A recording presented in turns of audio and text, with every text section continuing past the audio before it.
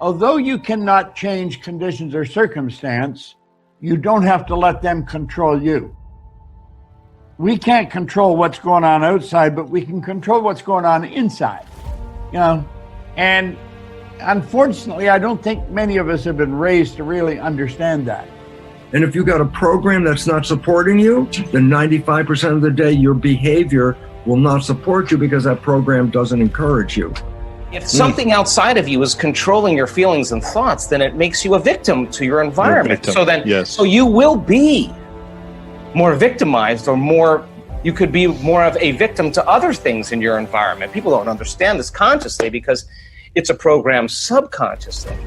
So now, if you begin to strengthen your inner environment now, this is where our work comes in, because we have research to show that when you place your attention right here in your heart, this center right here, this is the beginning of our divinity. This is our center of oneness, our wholeness. This is where we begin to feel love, gratitude, compassion, kindness, care, freedom, joy. It's all these elevated emotions that are heartfelt emotion. A positive mental attitude is a generally constructive response to the stresses that face the average person every single day. A positive attitude is where you feel that you have the ability to control your world and to control your life. A positive attitude is like a chicken and egg thing. If you're successful, you're positive. If you're positive, you're successful. Which comes first? It doesn't really matter, but we know this, is that positive thinkers are men and women who accomplish an awful lot more than people who have negative mental attitudes. In fact, we've come to the conclusion that positive thinking is really mental health and negative thinking is really mental illness. Now, if you look at the spectrum of people from the unhealthiest to the healthiest mentally, you'll find that at the very top, you have the happiest people with the highest self-esteem who are the most positive and outgoing. At the very bottom, you have the most negative and pessimistic people who often require drugs and hospitalization. Your job is to develop a positive mental attitude. Your job is to become thoroughly positive and constructive towards yourself and your possibilities and the world around you and the people in your life. There's always going to be ups and downs in life, man. There's always going to be bumps in the road. Things that ain't going to go as planned. Unexpected stuff's going to happen. You're going to face some pain. You're going to face some tough times. And if you ain't trained your mind to be prepared for it and how to handle it, it's going to break you. The secret is to work on your mindset daily. Work on the way that you see the world. Otherwise, you'll live your whole life seeing the world through someone else's eyes. You'll be a creature of circumstance. You'll be a victim of your life and not the master of it.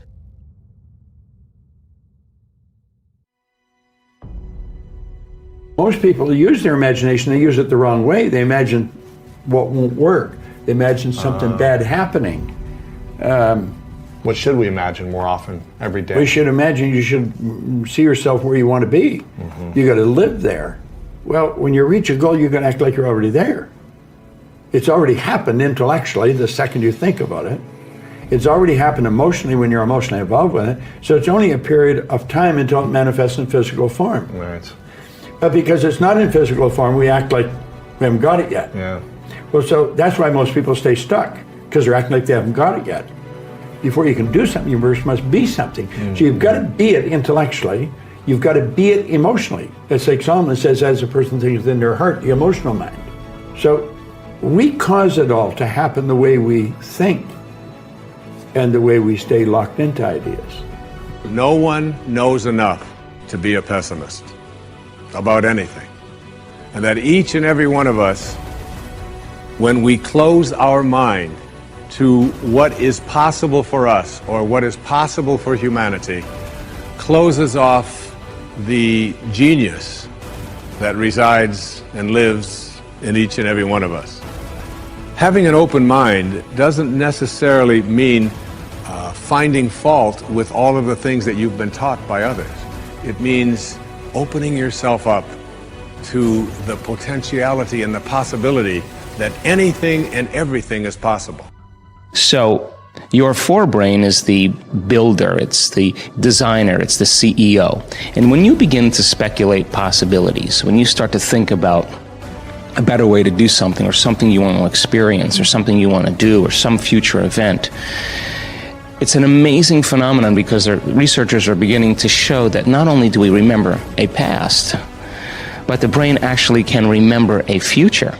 And so how does it do that? Well, because the forebrain has connections to all other parts of the brain, it can take a little bit of that knowledge from a specific neural network and a little bit of experience and another neural network of knowledge and another neural network of experience, and it can seamlessly piece it together to create a new level of mind. And then your brain gets a picture or an image, and then you transfix your mind on that image, and those neurons string into place that begin to fire and wire together.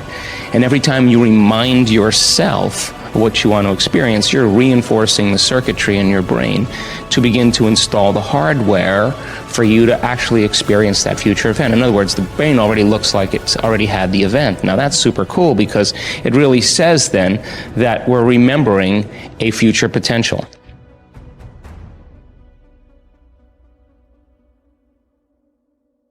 A corollary of conscious mind.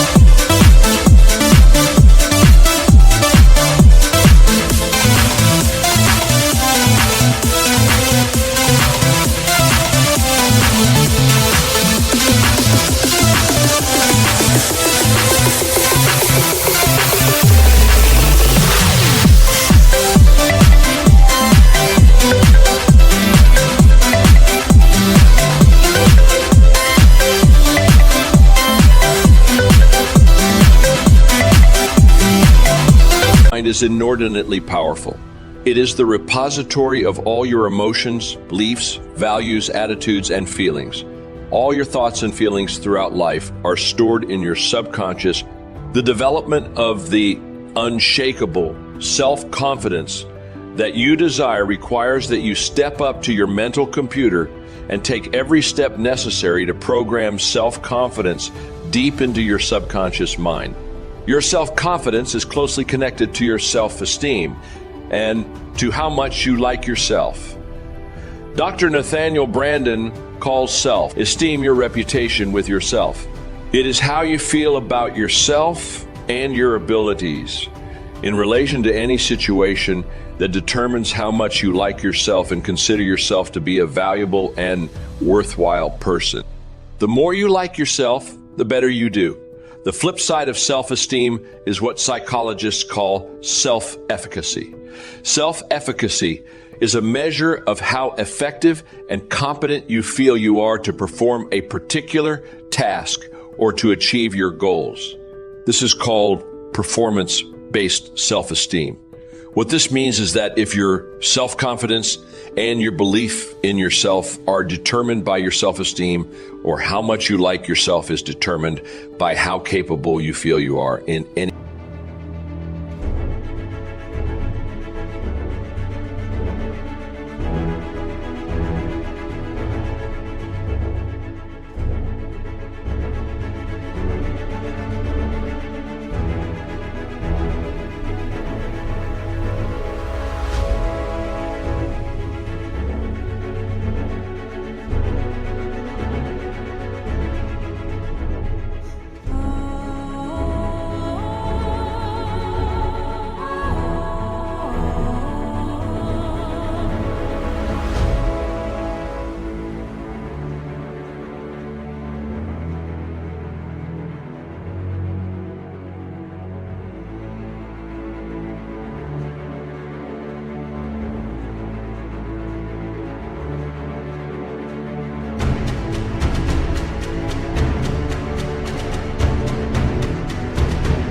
given set of circumstances. For example, If a problem comes up at work or home and you are so familiar with it that you can solve it quickly and correctly, your self-efficacy and your self-esteem go up.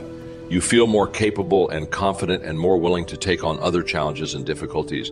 You feel more positive and optimistic. You feel like an excellent person. If, on the other hand, a problem or difficulty came up and you were unable to do